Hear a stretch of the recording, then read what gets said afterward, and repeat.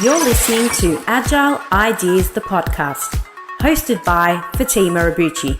For anyone listening out there not having a good day, please know there is help out there. Hi everyone, and welcome back to another episode of Agile Ideas. I'm Fatima, CEO at Agile Management Office, Mental Health Ambassador, and your host. This podcast is sponsored by Agile Management Office, providing high-impact delivery execution in an agile era for scaling businesses. In today's episode, I am going to be talking to you about Agile and the PMO and what's going on right now.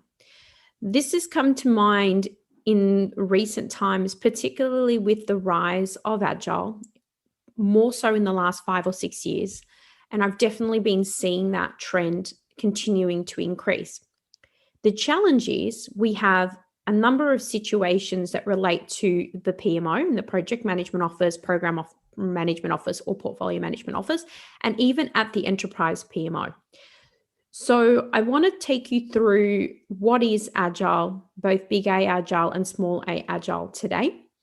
I want to talk to you about what's actually happening based on not only feedback from people that we've been working with, clients that we've been working with, but also discussions we've had, as well as some of the different activities that are currently going on around bridging the gap between Agile and PMOs. Because we all know that when it comes to delivery and frameworks and methods, all of that sort of focus always is focused on project delivery as opposed to the governance side, which is where the PMO sits. Then I'm also going to talk to you about what the challenges are being faced today by all sorts of PMOs around the world, and also what opportunities actually exist for you and your organization moving forward. So this topic is something that I'm very passionate about. Obviously, running Agile Management Office. Agile in our name is about agility, not necessarily agile in terms of practices, but we actually live and breathe some of them in the things that we do. So it's a really timely for us as well in relation to some activities that we've got around some upcoming workshops, which I'll tell you about later as well. So I hope you enjoy this episode, and let's get straight into it. So kicking off in terms of understanding what is going on right now. So as I briefly mentioned, there is an increase in Agile, both in name only, as well as in practice, in a range of different settings, from organizations that are applying Agile at the enterprise level, right through to pockets of hero staff that are introducing Agile practices, techniques, tools, methods, approaches, etc., in pockets across organizations as well. So whether we like it or not, and I know there are people that do not like it, and there are others that are very happy and very much in tune with what's going on. So depending where you are, this would probably be helpful for you if you are both sort of getting your head around what Agile is and how it relates to PMO, but also for those that are more advanced in their knowledge of Agile, it would be very beneficial for you also, because we're going to talk about what's happening in the challenges and opportunities as well. I will also share some information about a recent meetup that I hosted, and will also give you access to that if you would like to watch that video. We had some great discussion, also shared some slides and talked about this in a lot more detail. So if you're interested, you can stay tuned and I will share that detail at the end. So what's going on right now? With Agile rising, PMOs are freaking out. They are. A lot of them are. Some maybe not so much, others more so than others. And they are trying to figure out, once again, as I've talked about in the white paper that I wrote in 2019, how to bridge the gap between delivery and what they do in terms of governance and assurance activities. Now, unfortunately for them, there is an increase speed of bringing in tools, practices, methods, frameworks, etc. that's happening for the most part, from at least the conversations I've been having with clients over the last few years, fairly in isolation, because PMOs, unless you're at the enterprise level or have a really strong standing. Maybe you're a divisional PMO or a departmental one. Maybe you are the PMO at a CIO level, working with the CIO directly. You typically don't have that much authority or much say. We try to influence, of course, but typically we don't get as much influence as as much authority or power to make certain changes. So we're often told after the fact, and that's exactly what's happening. PMOs are being either resized down because there's a lot of assumption, and there has been assumptions around the fact that governance and assurance is all going to be done by these self-guided teams, and it's not necessary. That in practice doesn't make sense in all situations. Now, there are contexts where that may apply in small teams, particularly when they relate to what Agile originally was about, which is software development. But in the scheme of things, it's not actually accurate to say that there's no governance or assurance behavior needed. And why is that? Well, if you take a look at one of the leading methodologies that exists in the world today that relates to Agile, which is SAFe, the Scaled Agile for Enterprise, their methodology, if you look back at the first iterations, there was very, very little in terms of governance in there. Governance, even PMO didn't even exist in there. If you look back at the first iterations, they've since evolved that. There's obviously been a need, and the need has been obviously raised and discussed. And so you'll see some different elements of governance now being introduced, or at least has been in the last few years. So there is an assumption that governance and assurance is needed in a lot of places, which is meaning that PMOs around the world are being dissolved, they're being resized, and in fact, some PMOs are still ignoring the problem and trying to hold on tight as much as they can to their traditional and rigid ways of working. Now, unfortunately for them, that's not going to end very well. And we know the rates of PMOs shutting down. And I just want to caveat that PMO shutting down as is not always necessarily because the PMO is not functioning or delivering value. If a PMO is at a program level and the program is finished and there isn't another program of that size necessary, then it's possible that there is no need for that PMO anymore unless they can move on to other parts of the organization. That would be the sensible approach. So at the moment, the situation is there is a lot of Agile activity happening across organizations, from value streams to implementing methodologies at scale, such as SAFe, to pockets of project teams that are starting to learn and bring in different frameworks like DSDM or Scrum, etc. And all of that is sort of building up to become a bit of a chaotic mess. Not everywhere, some are more structured, but that's the thing with Agile, you do still need some structure. And I'm not saying that you need to over-engineer everything, but unfortunately, some organizations are going completely the other way. So when we think about Agile, we can think about Agile in one of two ways. Now, there is a saying that goes, some people at the moment are thinking about Agile and just saying that they are Agile because they want to sort of be part of the Agile club. But otherwise, for the most part, when we're thinking about Agile, there is a reference to a big A and a small a Agile. Now, when I talk about big A Agile, I'm talking about the practices. I'm talking about, user stories and experimentation and epics and DSDM, lean, the manifesto, increments and sprints and Kanbans and rapid learning and extreme programming and Scrum and retrospectives and all of the practices. Thinking about big A Agile, thinking about practices. Practices that some of which form methodologies. For example, as I mentioned earlier, SAFe and DSDM, that they're a methodology that's used in Agile, but itself overall is all about practices. So when we're talking about capital A Agile, that's what we're referring to. On the other side of it, when we talk about small a Agile, it's really important to understand that that is referencing the soft skills. That is referencing things like responsiveness and efficiency. It's about growth and learning. It's agnostic of methodology because it's about soft skills.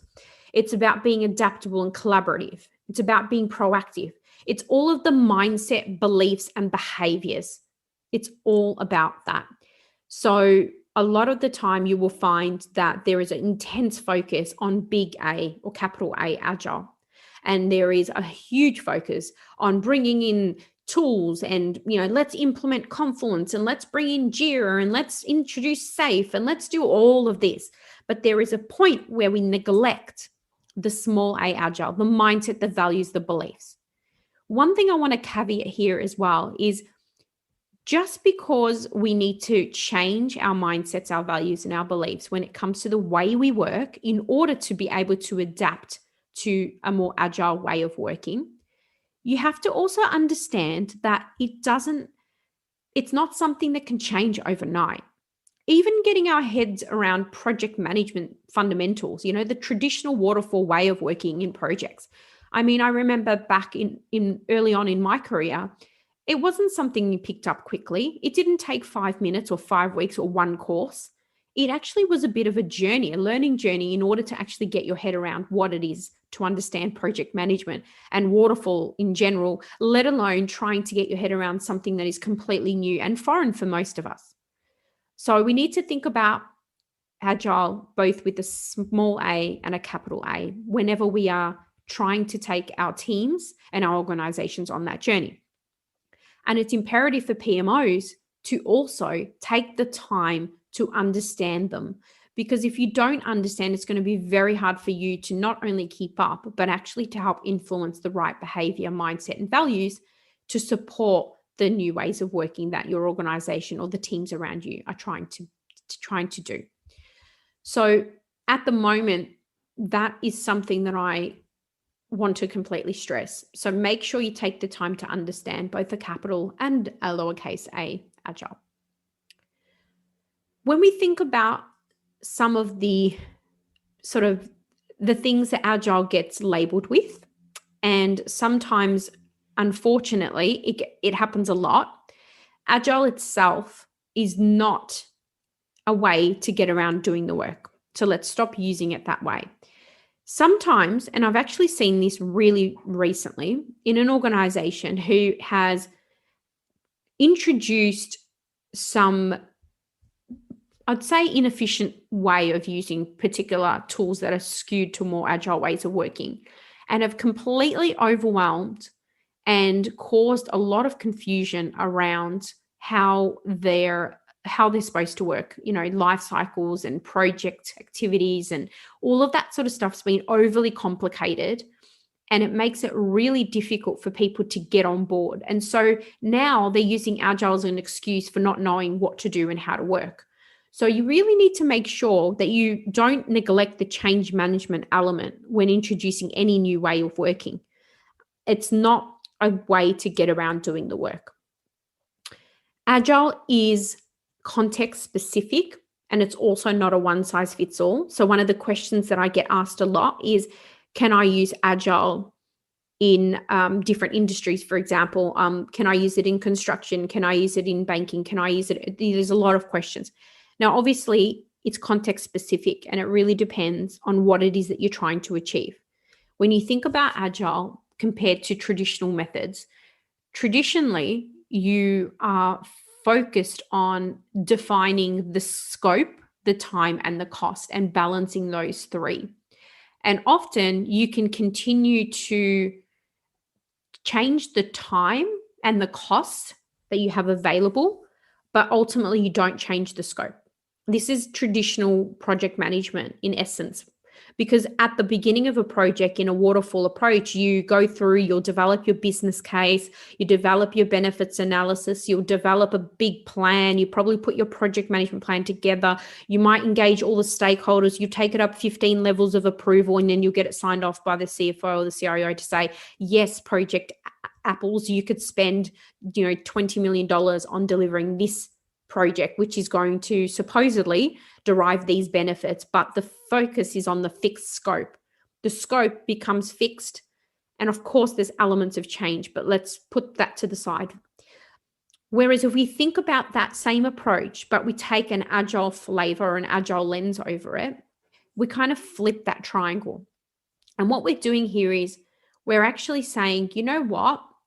We're actually going to make the time and the cost fixed, and we're going to make the scope variable. So you see what I did there? The main difference is we're flipping the triangle so that the scope goes from being fixed to variable in an agile way. What that means is, in an agile way, you usually, because of the size of the team and the way, depending on the methodology that you choose to use, there is a certain amount of resources that have a certain amount of capacity, and you have a certain time frame in which to deliver to the customer, to deliver value to the customer. And so the scope in which you're delivering is the variable. This is where, depending on how the project or the activities around that progress, you would continue to cut or add scope depending on how the resources were tracking within the timeline.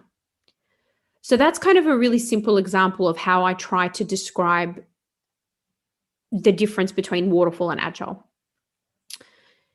One of the things that people also underestimate is if you have underlying problems in your organization before you go to a new way of working, the problems will be raised to the surface, because agile is not a silver bullet. You can't sprint if you don't know where you're going. So just because we're doing agile doesn't mean we don't have a plan and a roadmap and a path on which we're trying to work towards. And also, don't assume that introducing agile means we can reduce our resources but not reduce the work. So some organizations are reducing the size of the teams, not increasing the efficiency of the way they work, and then increasing the work rather than reducing it. The way to think about whether or not you're going to be able to use agile in your context is, think of it this way. Some things can't be built as you go. That means some things you can't decide what the scope is going to be partway through the project and decide to remove scope midway through. I am not going to be able to, for example, building a house midway through, because I'm running out of money, decide not to put the walls in. It just doesn't make sense. There are some things that can be built as you go and some that can't. But ultimately, at the end of the sprint or the cycle of which you're working within, it should lead to something delivered of value, ready for your customers' feedback. So just have that in mind when we think about the things that agile is not. The other thing to consider as well is what actually are some of the challenges that are being surfaced as organizations go down the path of introducing agile ways of working. One of those things to consider is, whereabouts is the agile influence coming from? Now, I genuinely believe that it's both a top-down and a bottom-up approach. Top-down being at the enterprise PMO level, meaning the organization sponsor is usually the CFO or the CIO or someone at that level, right through down to the team level. Because what you don't want is one way of working happening at the enterprise level and a completely different way happening within the individual teams. Now, I've actually seen in clients where in one area they're applying a particular type of agile framework, for example, Scrum. In another area, they've actually got PMs that have gone and trained in DSDM, which is a type of agile project methodology, one of the more well-known ones. I think it has the most certified agile project managers. Then you've got other areas that are using Kanban, and it's just chaos. It's just chaos. And then you've got all the existing tools that exist in the organization. You've got, let's bring in Jira and Confluence, which are, fantastic tools, particularly in that agile space, but also used in other areas. And then you actually complicate things because you're also using Teams and you're trying to work out how to integrate SharePoint, and you end up with a big project tools monopoly. So you've got to think about what is happening today in your organizations and start to address the underlying problems before you start complicating things. And think about that. When we think about the challenges that organizations are facing today, when I surveyed a bunch of people in recent weeks, they had a range of different things to share. Some of them were focused on there was four kind of key themes. Some of the feedback was based around the behavior and people side. So stakeholder management, teams' resistance towards agile, the mindset, which I mentioned before, getting traction.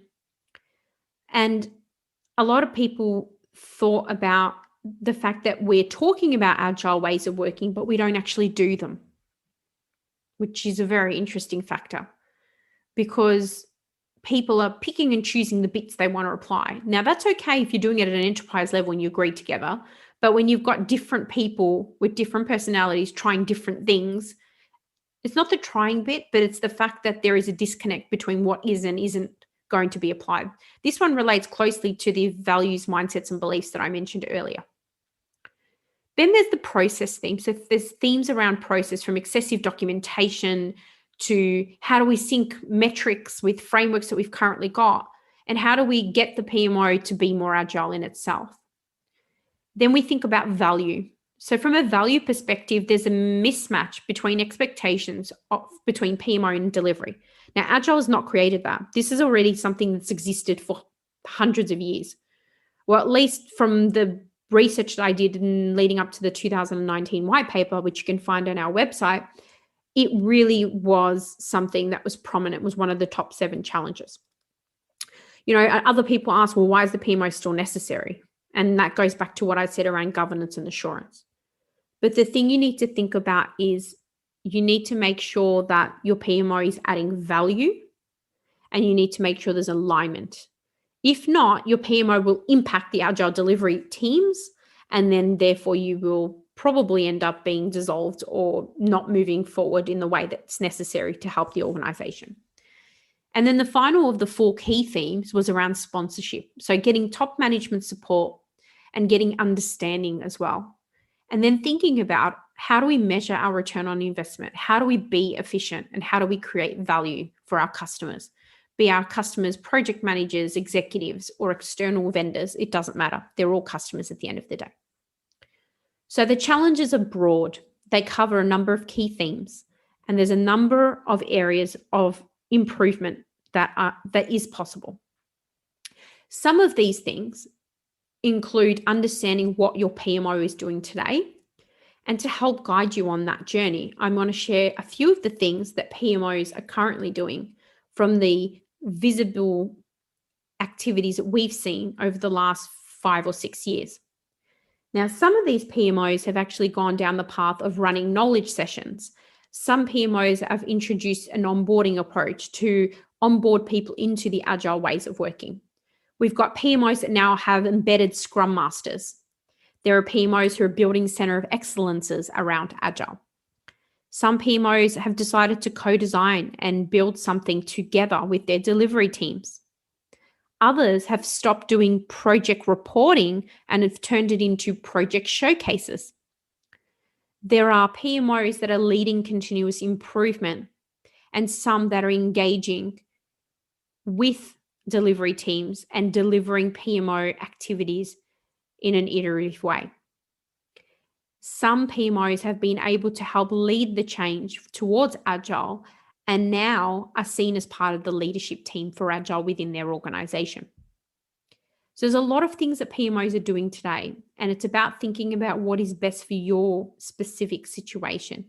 It makes it really challenging when you are more junior in terms of your PMO level, as I mentioned earlier, whether you're at the enterprise level or at a team level, but it doesn't mean that you can't create good practices and good behaviors so that other people can see that and want to emulate it. So what are some of the opportunities for PMOs today?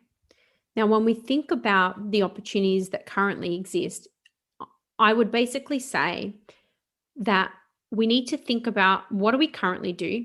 Now, for the most part, many PMOs are currently doing things like process and resource management and providing financial support and maybe supporting the procurement side with purchase orders, etc., etc. So if you do nothing else, you've got to double down on those things. But then you got to start thinking about the supportive elements that are relevant for more mid to larger teams. So for example, you might now, depending on the size of the organization, you might have to have a greater reach of visibility. So for example, in one organization that I was leading a global PMO, I had to actually have a reach and a visibility across the different PMOs in different regions as well. And what I was responsible for is making knowledge transfer seamless. And that's one thing that, from a perspective of adding additional support, would be really useful for PMOs to consider. Then when we think about additional areas where maybe the PMO can take ownership, think about maybe tool management. Tools management is quite overwhelming to say the least. So maybe we can introduce ways to take ownership of the management of tools that our delivery teams use and helping to integrate them, helping with communications, which is often not really the specialist area of agile delivery teams, who often are more focused on delivering. And so we can help with integrating communications outside of our teams into the wider parts of the organization. We can also be there to remove blockers and take ownership of these things. If we want to go to another level completely, this is where we elevate ourselves and we add significantly new activities based on agile team needs. You obviously need to understand what the team needs are in order to help them. But as a very minimum, some of the things that we could recommend and some of the things I've seen, or some of the things that I would say need to be introduced, is perhaps providing inductions for external teams coming into your organization, providing culture checks, stabilizing the office and the office stability around how and where you work, and the activities associated with where we do our showcases, our Kanban walls, etc., etc. Bringing in Scrum Masters that are well connected with the PMO, but actually work within the delivery teams. Or perhaps you can help to integrate multiple different teams with the same vision and get them all on the same page when it comes to the practices, mindsets, and beliefs. There are so many different ways to address what's necessary. And this by no means is exhaustive, but I wanted to give you an idea of what's currently going on in industry at the moment. And I can say that there's been a lot of positivity, a lot of increased knowledge sharing, and a lot of insights that have been garnered from the experiences over the last 5 or 6 years, particularly, that I've seen with the rise of agile ways of working. Now, ultimately, it's about asking yourself and your team the questions, and then thinking about what it is that we're doing today. What is it that we need to do tomorrow? And then how do we connect those dots? Don't do it in isolation. Agile is all about collaboration, so do it collaboratively with the teams as well. And you might just find yourself in a position where you are looked upon for guidance and support, as opposed to be continuously chasing delivery and trying to keep up, which is a problem that currently exists within the agile space, no matter where you look. Unfortunate, but it's real and it happens. And it's something that I'm still continuing to see. So let's see about how we can create value and drive a greater awareness of how we can do things better and add that agile flavor to the things that we do. Now, I mentioned at the beginning that I recently ran a meetup, and that meetup was all about this same topic, but we had a series of different people from our team who contributed to the discussion, and a number of people who attended who shared more about their insights and challenges. So if you'd like to watch that, you can find it on the Agile Ideas YouTube page. You can also find it on the Agile Ideas Vimeo page as well. So just go to YouTube and type in Agile Ideas, and you should be able to find it. And you should also be able to find it on our Vimeo page too. If you get stuck, just reach out and I will help direct you. And just one final thing to share with you today in relation to this topic is the reason I'm passionate about this topic is because obviously I'm seeing some PMOs struggle, and some teams in general, not just the PMOs, but the people that work with PMOs as well.